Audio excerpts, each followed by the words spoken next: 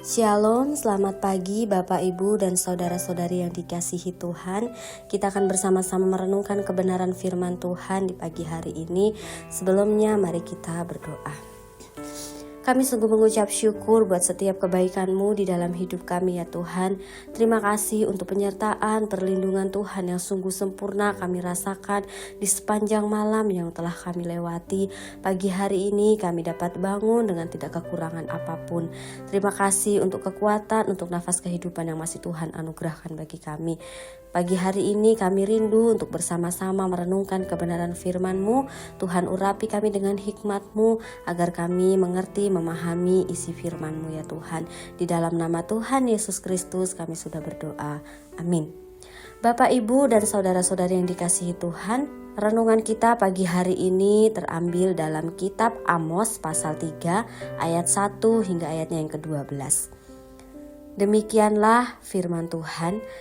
Dengarlah firman ini yang diucapkan Tuhan tentang kamu, hai orang Israel, tentang segenap kaum yang telah kutuntun keluar dari tanah Mesir bunyinya. Hanya kamu yang kukenal dari segala kaum di muka bumi, sebab itu aku akan menghukum kamu karena segala kesalahanmu.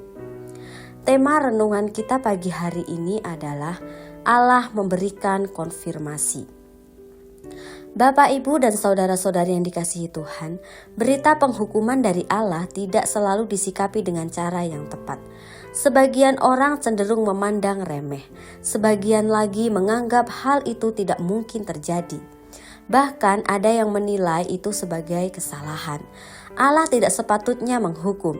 Namun ada juga yang menjadi takut secara berlebihan. Allah dipandang sebagai monster yang haus darah dan harus dipenuhi keinginannya. Allah tidak tinggal diam ketika melihat sikap bangsa Israel terhadap berita penghukuman. Dia ingin berita itu diresponi secara benar. Apa yang Allah lakukan untuk mencapai ini? Pertama, Allah memberikan konfirmasi. Umat Israel memang umat perjanjian. Untuk meneguhkan hal ini, Tuhan mengingat mereka pada dua hal penting yang membuat mereka sebagai umat perjanjian. Kelepasan dari perbudakan di Mesir dan pemilihan Allah atas mereka.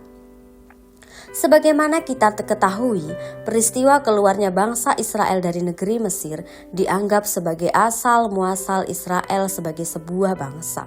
Bahkan kalender Israel didasarkan pada peristiwa ini. Lebih jauh, kelepasan tersebut dilakukan oleh Allah karena Dia mengingat perjanjiannya dengan para leluhur Israel.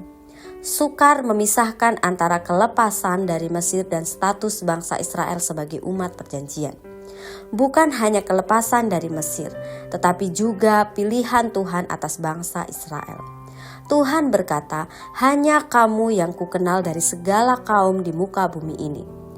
Pernyataan ini jelas menyiratkan bahwa pengenalan yang dimaksud bukan hanya sekedar intelektual, bukan hanya pengetahuan dari sisi fakta.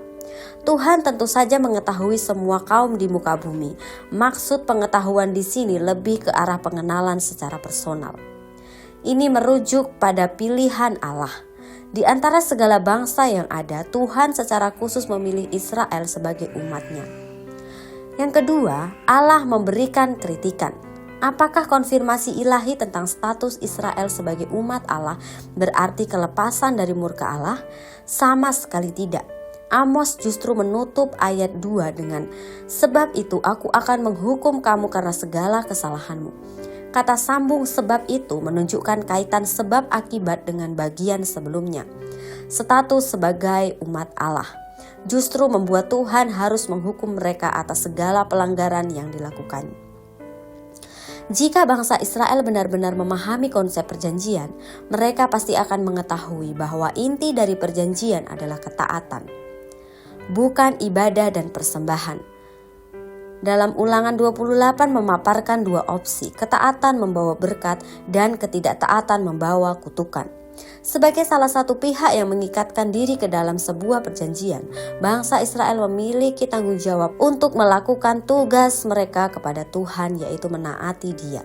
Kegagalan dalam melakukan ini akan mendatangkan hukuman.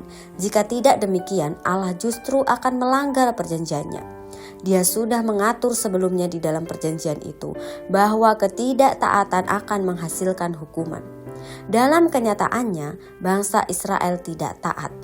Sebagai pihak yang tetap setia pada perjanjian, berarti Tuhan perlu dan harus menghukum bangsa Israel agar perjanjian itu ditegakkan.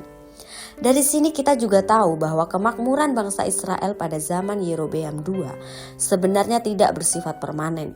Itu bukan berkat Tuhan atau tanda perkenanan Allah atas apapun yang mereka lakukan.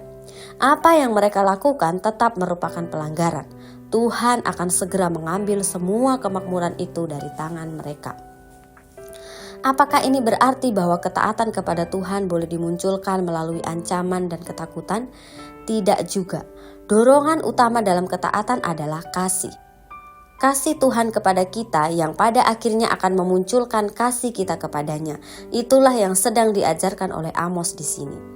Kelepasan dari Mesir bukan upah menjadi umat perjanjian. Bukan iming-iming ketaatan, sebaliknya peristiwa ini merupakan landasan perjanjian. Sebagai contoh, sebelum Tuhan memberitakan 10 perintah, dia memulai dengan perkataan, "Akulah Tuhan Allahmu yang membawa engkau keluar dari tanah Mesir dari tempat perbudakan." Posisi seperti ini mengajarkan bahwa kasih karunia Allah mendahului ketaatan kita kepadanya. Kasih adalah dasar dari ketaatan. Pilihan Allah atas bangsa Israel juga merupakan anugerah. Pilihan ini mendahului terbentuknya Israel sebagai suatu bangsa.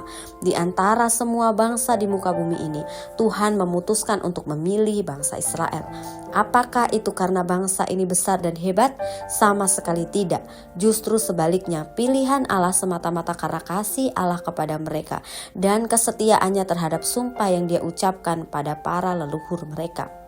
Jadi kekuatan yang menggerakkan ketaatan kepada Allah seharusnya bukan ketakutan terhadap hukuman. Allah kita bukan dewa-dewa yang suka mengancam jika keinginannya tidak dipenuhi. Dia justru sangat mengasihi kita. Anugerah demi anugerah sudah dicurahkan bagi kita. Anugerahnya mendahului ketaatan kita kepadanya. Amin firman Tuhan, mari kita berdoa. Terima kasih untuk kebenaran firman-Mu yang boleh kami renungkan bersama-sama pagi hari ini ya Tuhan. Biarlah Tuhan memampukan, menguatkan setiap kami semua agar kami boleh hidup senantiasa taat kepada setiap perintah Tuhan. Tuhan memberkati kami di sepanjang hari ini agar setiap apapun yang kami lakukan diberkati oleh Tuhan, dibuat berhasil oleh Tuhan. Tuhan yang senantiasa mengurapi kehidupan kami agar kami senantiasa hidup memuliakan dan menyenangkan hati Tuhan. Di dalam nama Tuhan Yesus Kristus kami sudah berdoa. Amin. Selamat beraktivitas, Tuhan Yesus memberkati.